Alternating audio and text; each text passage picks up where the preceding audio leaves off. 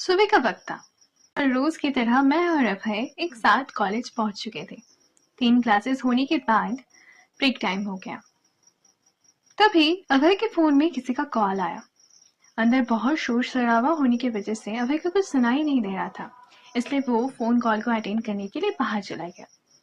उसके जाने के बाद मैं अपने नोट्स बनाने लगी। तभी इशिका, जो कि दूसरे डिपार्टमेंट से थी और मेरी और अभय की कॉमन फ्रेंड थी, वो मेरे पास आई। उसने आकर ही मुझे पूछा, अभय कहाँ है? मैंने उसकी तरफ देखा और बोला, क्यों, बाहर गया हुआ है, कुछ काम था क्या?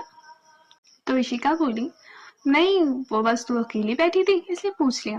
पहले एक बात बता, तू परसों राहुल की बर्थडे पार्टी पे क्यों नहीं आई?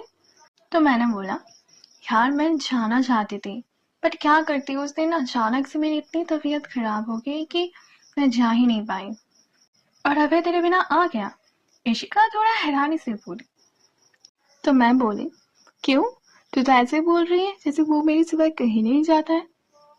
तो इशिका बोली, नहीं, नॉर्मली तुम दोनों को मैंने साथ ही देखा है एंड इस बार तो तुम्हारी तबीयत खराब थी। हैरानी की बात है वो तुम्हें छोड़ के चला गया।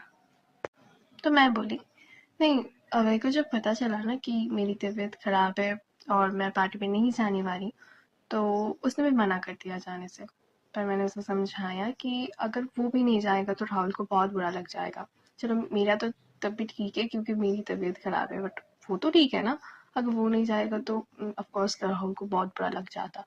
तो मैंने उसे समझाया। पहले तो वो मना कर रहा था, फिर बहुत समझाने के बाद जाकर वो माना एंड देन वो चला गया। तो इशिका बोली, अच्छा तो ये बात है। फिर वो कुछ देर कुछ सोचते हुए अचानक से बोली, अच्छा, मुझे ना तुझसे कुछ पूछना था। पूछूं क्या? तो मैंने उसे ना थोड़ा टॉन्ट मारते हुए बोला, क्यों, मेरे मना करने से तू नहीं पूछेगी क्या? तो इशिका मुस्कुराते हुए बोली, नहीं, मैं तो बिल्कुल पूछूंगी तुझसे।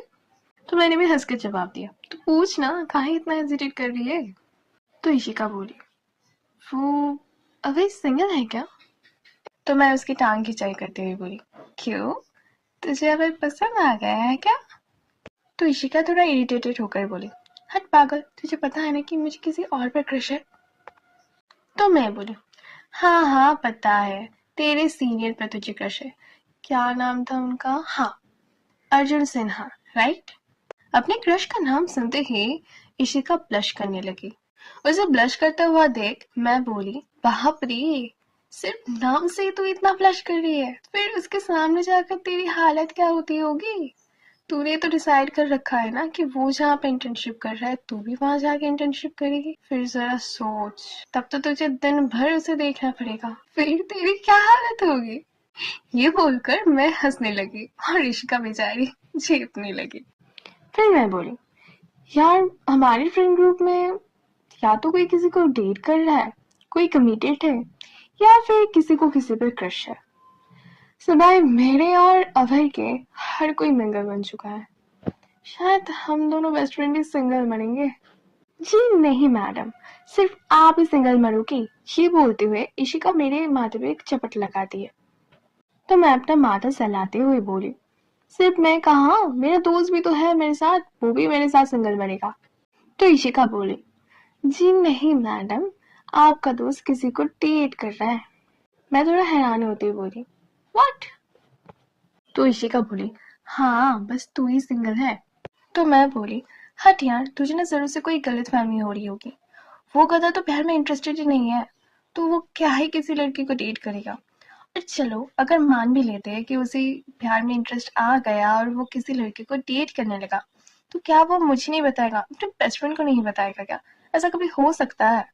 तभी मुझे कुछ और याद आता है और मैं फिर से बोली, अच्छा अब समझी तुझे ऐसा क्यों लग रहा है वो किसी लड़की को डेट कर रहा है। जरूर से तूने भी कुछ दिन पहले उसकी स्टोरीज देखी थी, है ना? जो वहां पे उसने कुछ रोमांटिक स्टोरीज डाल रखी थी और शायरी वायरी। जरूर से तूने भी वो सब देखा और तूने भी अज्यूम कर लिया कि वो किसी लड़की को डेट कर रहा है। तुझे पता है मुझे भी ऐसा लगा था, बट ऐसा है नहीं यार। तो इशिका मना करते हुए बोली, नहीं यार ऐसी बात नहीं है, मैंने वो स्टोरीज जरूर देखी थी बट मैंने तब कुछ नहीं सोचा था। बल्कि अब जाकर मुझे समझ आ रहा है कि उन स्टोरीज का असली मतलब क्या था। तो मैं थोड़ा इरिटेटेड होकर बोली, तो फिर आके ऐसा क्या देख लिया तूने जिससे तुझे ऐसा अचानक लगने लगा कि वो किसी को डेट कर रहा है, वो मिंगल बन चुका है, जबकि उसके बेस्ट फ्रेंड यानी मुझे नहीं पता है कि वो किसी को डेट कर रहा है, वो मिंगल बन चुका है।